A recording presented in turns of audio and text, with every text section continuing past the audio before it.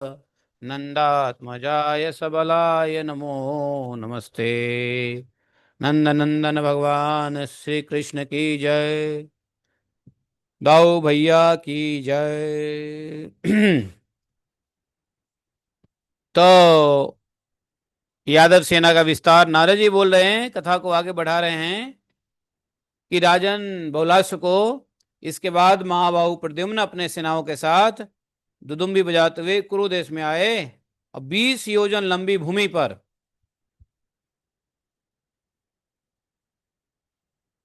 20 योजन लंबी भूमि पर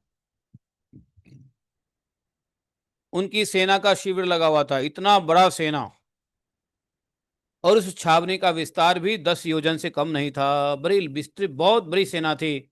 उस सेना के विस्तृत छावनी में आने जाने के लिए 5 योजन लंबी सड़क थी। वहां धनाढ्य वैश्यों ने सहस्त्रों दुकानें लगा रखी थी। रत्नों के पारखी, जौहरी, ज्वेलर्स भी थे। वस्त्रों के व्यवसायी थे, कांच की वस्तुओं की निर्माता, कपड़ा बुनने सीने वाले, रंगरेज, कुम्हार, कंदकार, मिश्री आदि बनाने वाले कंदकार, हलवाई, तूलकार, कपास की रुई निकालने वाले तूलकार, पटकार, इस वस्त्र बनाने वाले, कंटाकार, तार आदि टांकने वाले, टंक अर्थात औजार बनाने वाले, चित्रकार, पत्रकार, नाई, पटवे, शस्त्रकार, पर्णकार, शिल्पी, लाक्षाकार, हाँ, माली, रजक, रजक धोबी, तेली, तमोली, पत्थरों की खुदाई करने या चित्र बनाने वाले, भड़भूज, कांच भेदी, स्थूल सूक्ष्म मोती आदि रत्नों का भेदन करने वाले, ये सभी कारीगर वहां पर सड़क पर दिखाई दे रहे थे। जहां पे प्रद्युम्न महाराज के सेना थे, छावनी एक तरीके का सिटी बन गया, छावनी शहर बन गया। कहीं भानुमति का खेल दिखाने वाले बाजीगर थे, तो कहीं इंद्रजाल फैलाने वाले जादूगर थे, कहीं नट नृत्य कर रहे थे, कहीं दो भालुओं का युद्ध होता था, कहीं डमरू बजाकर बानर खेल दिखाया करते थे, कहीं पर सूत मागध बंदीजर गाना गा रहे थे, कहीं पर 12 प्रकार के आभूषण से विभूषित बरंग वारांगनाओं का नृत्य कार्यक्रम चल रहा था। जैसे मेले ठेले में नहीं होता है, कहीं कुछ चलता है कहीं कुछ चलता है, वैसे ही यद्यपि कौरवों के लिए यादवों की सेना अपने भाई बंधुओं की ही सेना थी। कौरवों के लिए यादव की सेना भाई बंधु थे, नाते रिश्तेदार थे। फिर भी हस्तिनापुर में उसके बड़े भारी आतंक से बचकर बिहल लोग भागने लगे। वहां के लोग बड़े वेग से इधर उधर खिसकने लगे। वे घबराकर कहीं अन्यत्र चले जाने की चेष्टा करने लगे, कोशिश करने लगे। सब लोग अपने घरों में बिलाई, साकल, ताले लगाकर भागने लगे। घर घर में और जन जन में बड़ा भारी कोलाहल होने लगा। सब जगह हलचल मच गया। शौर्य, पराक्रम और बल से संपन्न कौरव चक्रवर्ती राजा थे, समुद्र तक की पृथ्वी के अधिपति थे। फिर भी यादवों की विशाल सेना देखकर वे अत्यंत सशंकित हो गए। प्रद्युम्न ने, बुद्धिमानों ने श्रेष्ठ उद्धव जी को दूत बनाया और वे कौरवेंद्र नगर हस्तिनापुर में जाकर धृतराष्ट्र से मिले।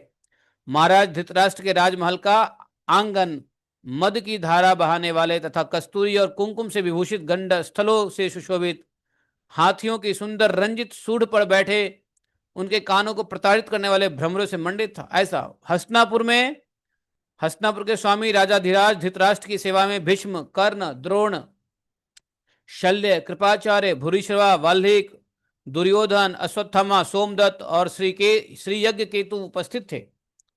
वे सब के सब सोने के सिंहासन पर श्वेत छत्र और चंवर से सुशोभित होकर बैठे थे। उसी समय वहां उद्धव जी पहुंचे। उद्धव जी ने महाराज धृतराष्ट्र को प्रणाम किया और हाथ जोड़कर कहा। उद्धव जी बोले, प्रद्युम्नेन प्रकथितम शृणु राजेंद्र सत्तमा, उग्रसेन क्षितिक्षेन्द्रो राघवेंद्रो महाबल। बोले कि हे राजेंद्र शिरोमणे, प्रद्युम्न ने आपके पास मेरे द्वारा जो संदेश भेजा है उसको सुनिए। महाबली यादवराज उग्रसेन समस्त भूपतियों के भी स्वामी हैं। वे समस्त राजाओं को जीतकर राजसूय यज्ञ करेंगे। उन्हीं के भेजे हुए रुक्मिणी नंदन प्रद्युम्न सेना के साथ जम्बू द्वीप के अत्यंत उद्भिट वीर नरेशों को जीतने के लिए निकले हैं। वे चेदिराज, शिशुपाल, शाल्व, जरासंध, दंतवक्त्र सभी भूपालों राजाओं को पराजय किया है, विजय प्राप्त करके यहाँ पहुंचे हैं। आप उन्हें भेंट दीजिए। यादव और कौरव एक दूसरे के भाई बंधु हैं, इस बंधु में एकता बनी रहे, इसलिए आपको भेंट और उपहार सामग्री देनी ही चाहिए। ऐसा करने से कौरव और विष्णुवंशियों में कलह नहीं होगा। यदि आप भेंट नहीं देंगे तो युद्ध अनिवार्य होगा। यह उनकी कही हुई बात है जिसे मैंने आपको बताया। महाराज, यदि मुझसे कोई धृष्टता हुई हो तो उसे क्षमा कीजिए। दूत सर्वथा निर्दोष होता है। अब आप जो उत्तर देंगे मैं वापस राजकुमार प्रद्युम्न को सुना दूंगा। नारद जी कहते हैं, ततश्रुत्वा कौरवाः सर्वे राजन संजात मन्यवः। राजन, उद्धव का वह कथन सुनकर समस्त कौरव क्रोध से तमतमा उठा। वे अपने शौर्य और पराक्रम के मद से उन्मत्त थे। उनके होठ फरकने लगे और वे बोले। कौरवों ने कहा, अहो, काल की गति दुर्लभ है, यह जगत विचित्र है। दुर्बल सियार भी वन में सिंह के ऊपर धावा बोलने लगा है। जिन्हें हमारे संबंध से ही प्रतिष्ठा प्राप्त हुई है, जिनको हम लोगों ने ही राज सिंहासन दिया है, वे ही यादव अपने दाताओं के प्रतिकूल उसी प्रकार सिर उठा रहे हैं जैसे सांप दूध पिलाने वाले को ही काट ले। समस्त वृष्णि वंशी सदा से डरपोक हैं। वे युद्ध का अवसर आते ही व्याकुल चित्त हो जाते हैं, तथापि वे निर्लज्ज आज हम पर हुकूमत करने चले हैं।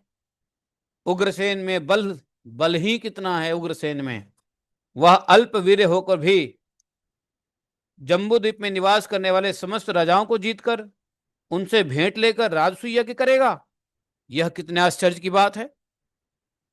जहां भीष्म, कर्ण, द्रोण, दुर्योधन आदि महापराक्रमी वीर बैठे हैं, वहां उस दुर्बुद्धि प्रद्युम्न ने तुमको मंत्री बनाकर भेजा है।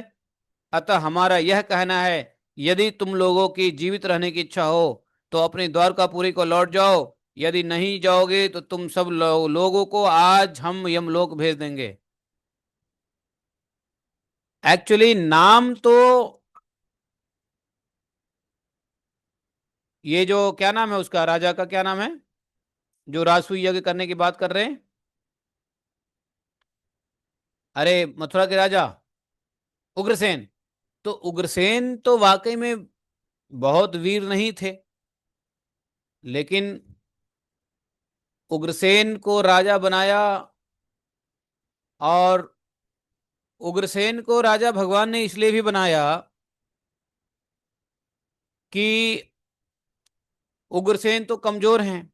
सबको पता है उग्रसेन तो इतना कमजोर था कि उसका बेटा ही उसको जेल में डाल दिया। ऐसे कमजोर उग्रसेन राजसूय यज्ञ करने चलेगा? उसको कमजोर समझ के सभी दुष्ट राजा आएंगे। और उसको मारने वाले कौन? प्रद्युम्न जी। तो भगवान ने बड़ी ट्रिक खेली कि उग्रसेन के नाम पे सबको उकसाओ और फिर मारो, है कि नहीं? क्योंकि जब भगवान श्री कृष्ण की बात आएगी तो बहुत सारे राजा होंगे जो दुबक जाएंगे। वो कहेंगे नहीं नहीं, कृष्ण से नहीं लड़ना है। लेकिन उग्रसेन के नाम पे सब लड़ने आएगा। अरे, उग्रसेन कोई उग्रसेन के पास कोई ताकत है क्या? उग्रसेन के पास कोई अपना बल है क्या? भारतवर्ष ही नहीं, पूरा जम्बूद्वीप के राजा को जीतेगा वो उग्रसेन, जिसके बेटे ने जिसके बेटे ने उसको बंदी गृह में डाल रखा था कई साल। यही बात समझ में नहीं आई धृतराष्ट्र को। धृतराष्ट्र ने उल्टी सीधी बात की और बोला कि जाओ, मरने का डर हो तो चले जाओ वापस, नहीं हो तो लड़ो। अब देखो, कौरव तो कृष्ण विरोधी थे ही। कौरव को कृष्ण विरोधी कहा जाता है। तो कृष्ण विरोधी कौरव इस प्रकार भाषण सुना करके उद्धव जी ने वापस लौट के प्रद्युम्न के पास आए और सब कुछ कह के सुना दिया। कौरवों की बात सुनकर धनुधरों में श्रेष्ठ प्रद्युम्न के होठ क्रोध के मारे फरकने लगे और सरंग धनुष हाथ में लेकर चले। प्रद्युम्न ने कहा, कौरव यद्यपि हमारे बंधु हैं, भाई हैं, फिर भी ये घमंडी हैं, उन्मादी हैं, मद से पागल उन्मत्त हो गए हैं। इसलिए इनको अपने तीखे बाणों से उसी प्रकार नष्ट कर डालूंगा जैसे योगी कठोर नियमों द्वारा अपने दैहिक रोगों को नष्ट कर डाला है। जैसे, हाँ, योगी कठोर नियमों के द्वारा अपने देह के रोगों को नष्ट कर डालता है। बोला कि ये हैं तो हमारे रिश्तेदार, लेकिन घमंडी हो गए हैं, इनको अकल ठिकाने लगाना पड़ेगा। योगी क्या करता है?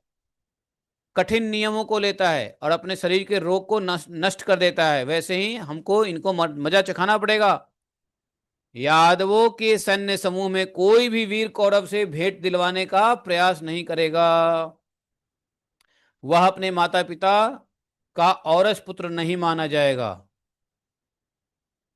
सबको कसम खिला दिया। नारद जी बोले, राजन, उसी क्षण भोज, वृष्णि और अंधक आदि समस्त यादव कुपित होकर के अपनी सेना के साथ हस्तिनापुर में चढ़ाई कर दिया। कौरव की सेना युद्ध भूमि में आ गई। उधर से कौरव की सेना भी तैयारी करके युद्ध भूमि में आ गए और दोनों ओर से सेना का तुमुल युद्ध और प्रद्युम्न के द्वारा पराजय हुई। जानते हो, प्रद्युम्न जी ने दुर्योधन को पराजित कर दिया।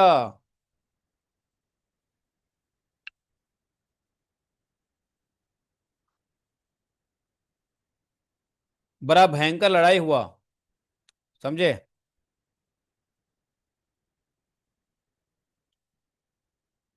और अंत में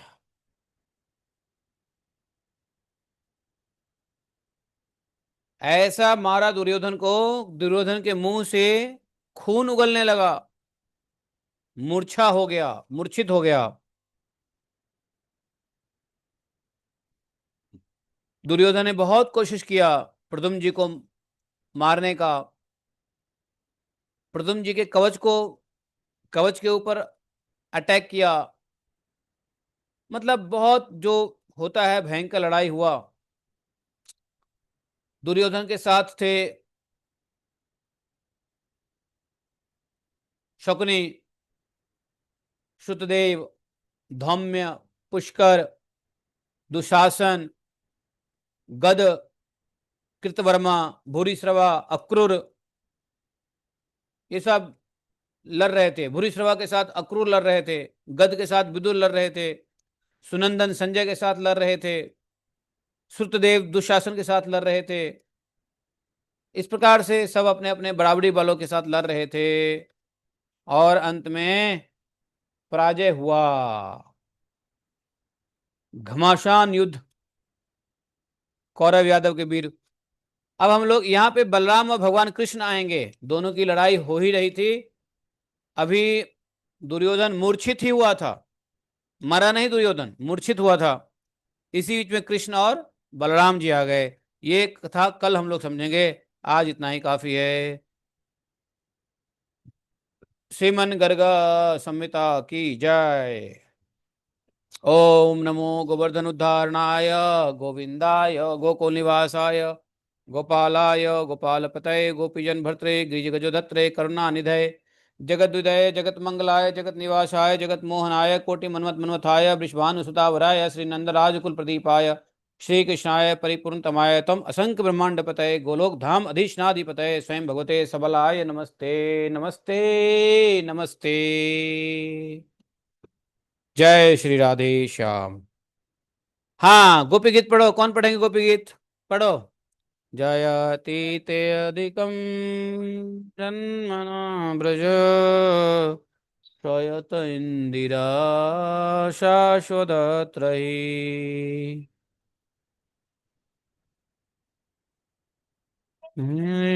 ताम देखता होता ताम्रचिन्वते।